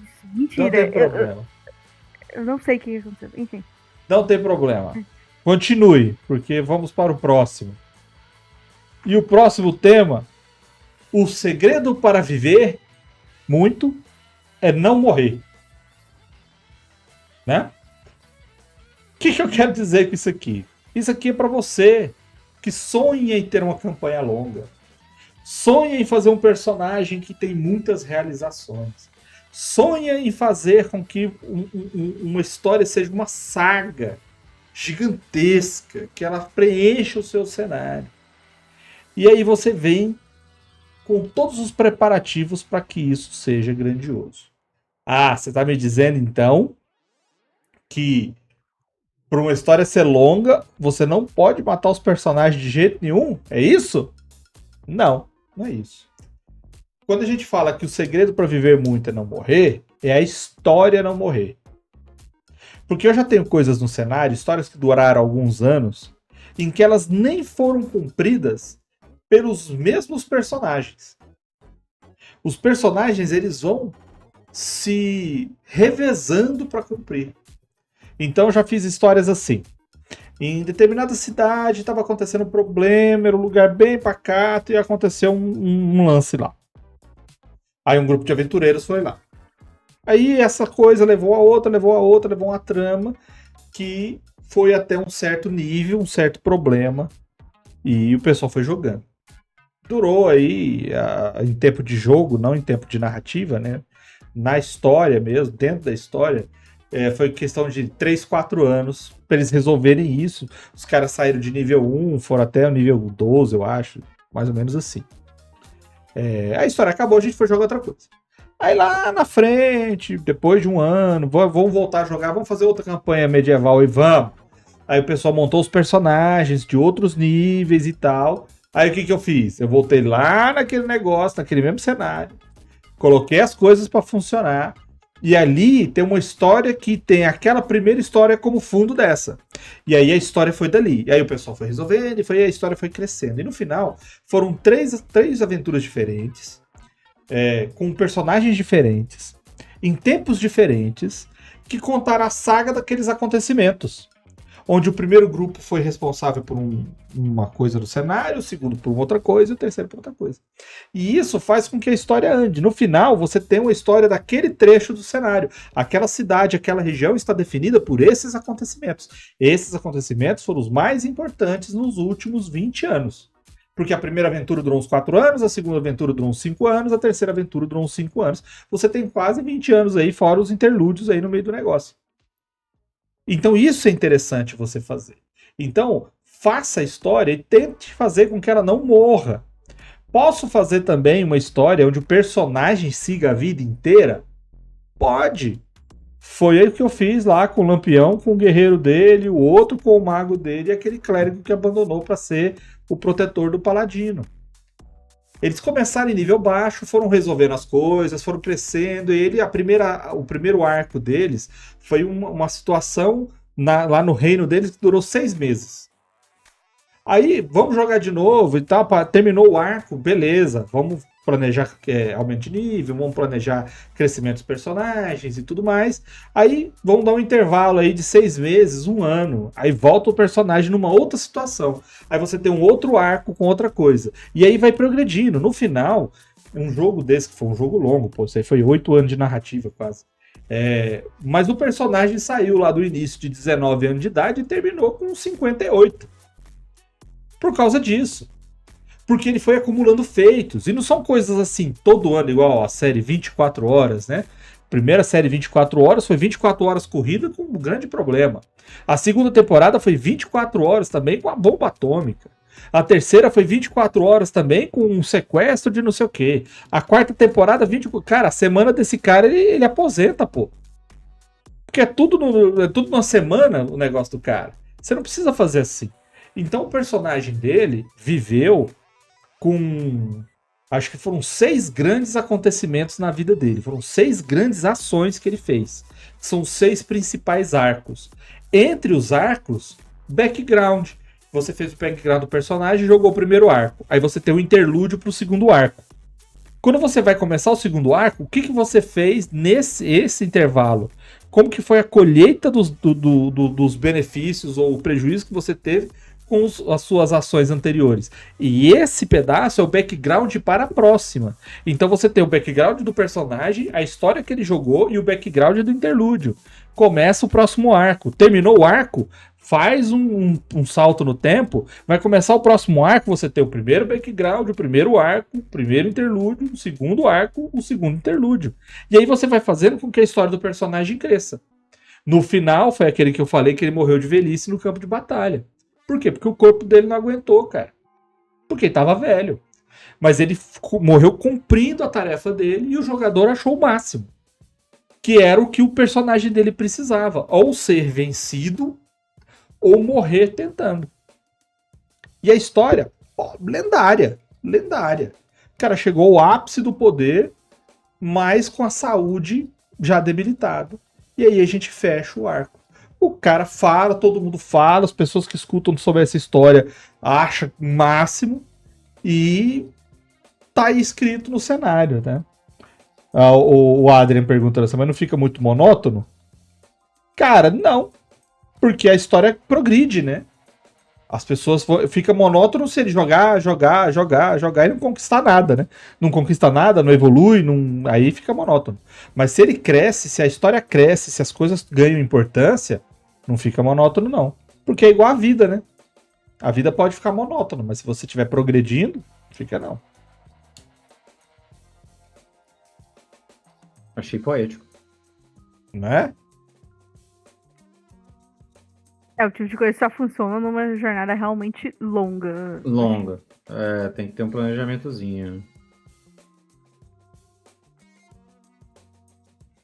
É isso, então? É isso, Não, eu acho que a gente explorou muito esses assuntos. Eu Sim. Não sei se a gente consegue avançar, não. Então vamos pro próximo. Vamos pro próximo, porque tem mais um. Nossa. Olha só, hein? E o próximo é o quê? É RPG. Nossa, que tragédia, hein? Isso chama-se improviso. Eu parei de prestar atenção em vocês, fui procurar alguma imagem e a única coisa que eu achei foi a primeira versão que eu fiz da ficha para os meus alunos. Mil desculpas, pessoal. Esse é um bom momento de dizer que eu sou professora de matemática. Pelo menos até agora.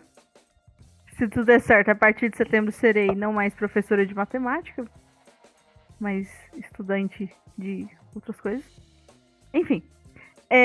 Eu já tava devendo há algum tempo pros meus alunos montar algum sistema de RPG que estivesse dentro do assunto que eles estão estudando. E aí, o meu desafio, autoimposto, é que eu queria colocar dentro do sistema, ao mesmo tempo, um assunto que eu estava trabalhando com o terceiro ano do ensino médio e com o segundo ano do ensino médio. Só que um estava estudando geometria e o outro estava estudando probabilidade. E medidas de tendência central, média, moda, mediano. Então eu montei com os meninos, eles rolaram os dados, calcularam o moda, média, mediana. A partir deles, isso viraram os atributos de valores aumentando ou diminuindo a relação dos dados, e eles podiam escolher os dados que eles iriam jogar. Então, assim, foi bem interessante o nível de possibilidade que eles tinham. Falei sobre a diferença entre jogar 3D6, 2D10 ou 1D20, e como eles podiam escolher isso dentro do jogo. Então, assim, a montagem da ficha em si foi super divertida, mas a relação do tempo é que eles jogaram, todo mundo, a mesma história. Eu só mudei o tempo na qual elas passavam. E eu encaixei de acordo com o que os alunos estavam estudando. O terceiro ano do ensino médio estava vendo a Primeira Guerra Mundial. Então, neste cenário, eles começaram investigando um sumiço de um determinado agente e eles iam recebendo pistas e tentando investigar e descobrir o paradeiro dessa pessoa. No segundo ano, estava estudando as grandes navegações, então, ao invés de eles estarem viajando entre ilhas ali do norte da Europa, eles estavam na América Central procurando um determinado historiador que dizia saber a localização do Eldorado. Joguei também com os meninos do primeiro ano do ensino médio, em que alguém havia roubado um objeto sagrado do imperador do Egito. Meu Deus, o faraó. Desculpa. Deu certo, e aí eles precisavam encontrar a localização desse objeto. Todos eles jogaram com as mesmas pistas. Eu assim, certas adaptações de acordo com a época, mas eles todos tiveram que aprender cifra de César para poder quebrar, e aí eu tentei dar certas justificativas. Um foi contemporâneo à época da criação da cifra de César, os outros era o historiador passou mensagens assim porque ele estava tentando se esconder na Primeira Guerra Mundial, eles estavam fazendo isso para não serem descobertos por outras pessoas. Foi muito interessante pensar numa mesma jornada, foi uma história curta para ser resolvida em 2 aulas, mais ou menos, 2 aulas e meia. É a mesma história, mas com roupagem diferente. Então, assim, eu fui contextualizando aquela mesma aventura para os meninos conseguirem jogar. Foi a minha experiência mais absurda com RPG, porque eu tô falando de salas de 30, 35 alunos. Ninguém era obrigado a participar, mas eles formaram equipes. Então, cada um, num certo momento, representava um país que estava tentando roubar informações, ou era um grupo que faziam parte do mesma navegação e eles estavam tentando chegar primeiro no Eldorado. Então, assim, foi interessante criar o contexto histórico para os meninos, propor para que eles tentassem formar equipes e terem ideias juntos para tentarem resolver os desafios. E isso. No final, assim, eu montei, eu falei que tinha a ver com geometria, né? As dicas formavam certas figuras geométricas. Então, o posicionamento dos locais começava com o octágono. Dependendo das dicas, eles chegavam do hexágono que estava lá dentro. Dependendo das dicas, eles chegavam num quadrado e depois, por último, num triângulo. E os vértices de todas essas figuras estavam em ordem alfabética. Então, aqueles que foram mais espertos perceberam que era só chegar direto do O, que era a última posição, e era onde, de fato, começava a segunda parte do RPG, em que eles participavam de um combate, de uma interação um pouco mais direta, já que eu formei grupos para eu conseguir lidar com tantos alunos dentro de sala de aula. Então, no primeiro momento, eles apenas tentavam seguir as dicas para chegar no local. Todos os grupos que chegaram no local, eu fiz, de fato, um roleplay ali com eles, fingindo seus personagens. Foi uma experiência muito legal.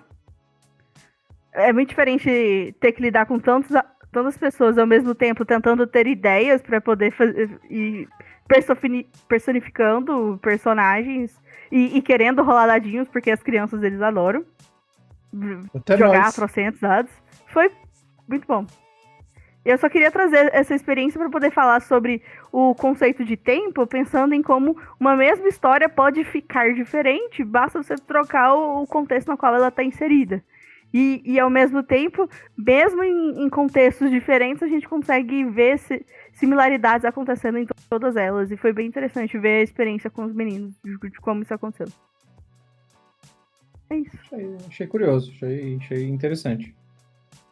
É curioso você trabalhar com esses conceitos, né, em sala de aula, porque você tá pegando uma galera que tá abraçando aquilo ali num momento completamente diferente, né? Completamente atípico, né? Sim. Foi minha recuperação. Né? Eu acho Porque bacana. tem porque eu também abordagens, uso, né? a gente teve um papo de mestre sobre o uso pedagógico do RPG, que foi bem legal também.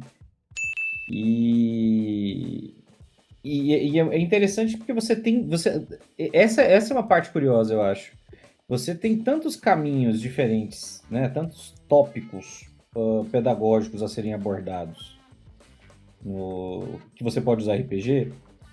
O MH perguntou lá, colocou por exemplo no chat, sobre botar o estudante para escolher entre o item que dá 2d6 de dano e o que dá 1d12 para ele avaliar qual que é melhor e tal. E a gente já falou sobre usar o RPG para história, usar o RPG para habilidades sociais, para geografia, para todos esses cenários. Mas tem um aspecto legal também da imaginação, né? E parte desse processo de imaginação, me parece, dentro do tema que a gente está abordando hoje, é esse entendimento de tempo, né? Do conceito de um tempo relativo, de você vivenciar uma situação em que você está interpretando algo e o tempo que acontece aquelas coisas ser diferente. Você tem que assimilar isso. Eu acho que para a galera mais velha isso é mais de boas, mas para a galera mais jovem pode ser uma experiência curiosa, eu acho. Não é uma coisa que você tem em outros produtos, né? Não é uma coisa que você tem com a literatura, necessariamente, ou com outros jogos e tal. Principalmente porque a noção de tempo nossa é diferente da noção de tempo da galera mais nova, que é diferente da noção de tempo dos nossos pais e avós. Então, eu lembro da época que a gente não tinha internet. Eu lembro da época, que eu sou mais velho, não sei se vocês perceberam, mas eu sou mais velho. Eu lembro da época em que os telefones fixos, eles não eram tão acessíveis, que as pessoas tinham que andar muito para fazer uma ligação. Ou seja, se você precisa, eu preciso ligar para alguém, você tem que sair da sua casa ou sair de onde você está em um momento em que você não esteja ocupado. Você tem que andar, às vezes, 1 quilômetro, 2, até ir numa estação de telefonia, que também não tinha orelhão para todo lado. Você tinha que ir numa estação de telefonia. Lá você tinha que ver se tinha mais gente lá, ou enfrentar uma fila ou não. Aí você faria a sua ligação para depois voltar. Ou seja, o que hoje você pega o celular e faz em 10 segundos, você tinha que demorar, às vezes, hora para conseguir fazer. O que antes meu pai fazia, os relatórios do trabalho dele, passava um mês inteiro levantando dados, trabalhava com estatística, pegava as pesquisas, juntava os malotes, catalogava, classificava, fazia os resumos, fazia as conclusões, e 30 dias de trabalho ele tinha que botar isso tudo num monte de pacote e mandar para o Rio de Janeiro, que era a sede do trabalho dele. Ele faria hoje em uma semana, e quando ele terminasse, era questão de 30 segundos e tudo que ele tem seria passado para o pessoal da sede. E às vezes o retorno e a análise seria quase que instantânea. Então, assim, você vê qual que é a diferença. Para nós vemos as coisas com calma, nós já pensamos em causa-consequência. A galera de hoje é informação, informação, informação. Fica lá olhando os videozinhos de gente dançando, com gente cortando sabonete e embaixo com alguém tropeçando. Tudo na mesma imagem, assim. São várias imagens. Então, isso é interessante. Isso é importante você ter noção. Porque se você sabe mexer com isso, se você se concentra e consegue ter essa noção de como o tempo passa e como ele depende da percepção, cara, você vai fazer umas aventuras muito melhor. Certeza. Isso é verdade. Então, senhoras e senhores, é isso, né? Chegamos ao final pela primeira vez, um Papo de Mestre dividido em 2. Será que isso vira costume, Marcelo? Tem que ver, né? A gente adoraria dizer que foi de propósito, mas não foi, não. Mas não foi, não. É porque a gente empolgou muito no primeiro e melhor do que cortar o assunto, foi dividir em 2. Bem melhor, pra falar a verdade. Funcionou bem. Porque era um tema. Assim, eu acho que a gente talvez não tivesse pensado que o tema ia ser longo também, tem isso. Eu queria dizer que a culpa foi minha, mas eu fico tão em silêncio enquanto vocês estão falando que eu acho que foi só uma coincidência. A culpa é sua. Você falou, no primeiro tópico, você falou uns 4 minutos, Marcelo falou 3, eu falei 10 ou 12, eu não sei. A gente sabe de quem é a culpa. Falei pra caramba. Obviamente. Logicamente. Então é isso, ó. Muito obrigado pra quem assistiu aí até agora, valeu demais. Lembre-se de curtir, lembre-se de comentar. Distribui o vídeo, cara, compartilha. Nós estamos tendo sempre mais gente assistindo ao vivo. Muito obrigado aí pela presença. Tem um QR Code na tela. Se você quiser ajudar a gente aí, é um cafezinho, manda o Pix para nós, é baratinho. Se você quiser ser membro, tem material aí que é exclusivo, porque material completo, a transmissão completa é só ao vivo, tá? Quando a gente faz a edição dela e quando a gente tira os cortes, algumas partes vão ser exclusivas para membros. Então, se você quiser, ajuda aí virando membro. Muito obrigado por ter participado. Segunda-feira que vem nós temos, só que antes de terminar, Ana Toledo vai fazer o jabazinho dela. Sim, por favor. Então, em algum momento do episódio de hoje, eu falei sobre como eu gosto de estudar astronomia indígena. Esse é um dos tópicos que aparece em 5 Vidas, o livro que eu acabei de publicar pela editora Perpétuo. Quem se interessar em comprar o livro, ele se passa em 5 locais diferentes do mundo, em períodos históricos diferentes. Ele vai tratar um pouquinho de reencarnação para falar de personagens que estão sempre se reencontrando. Se vocês se interessarem, dá para encontrar direto pelo site da editora. Se colocar no meu Instagram também, tá lá no link da bio. Quem quiser me seguir é nana.blueside. Tem outros livrinhos, tem muita coisa lá na Amazon. O pessoal do Regra vai colocar ali o link para quem quiser Já ver. está. Se você tá vendo aí, ó, na transmissão tem o link dela já aí. Na Amazon eu tenho principalmente meus poemas de ficção científica. Inclusive, eu acabei de receber a notícia de que lá na Feira Internacional de Paraty, o meu livro Sonho.exe vai estar presente. É um livro de haikais. São 64 haikais que eu escrevi em parceria de um amigo. Cada um escreveu um haikai e mandou pro outro. Todos em temáticas de sci-fi. Então foi uma experiência muito legal. O livro foi muito divertido de se escrever e também é muito legal de ler. E por último, eu preciso fazer um pequeno merchan aqui. Vou me levantar, fazer aquela coisa esquisita de mostrar que tá as minhas costas. Hey!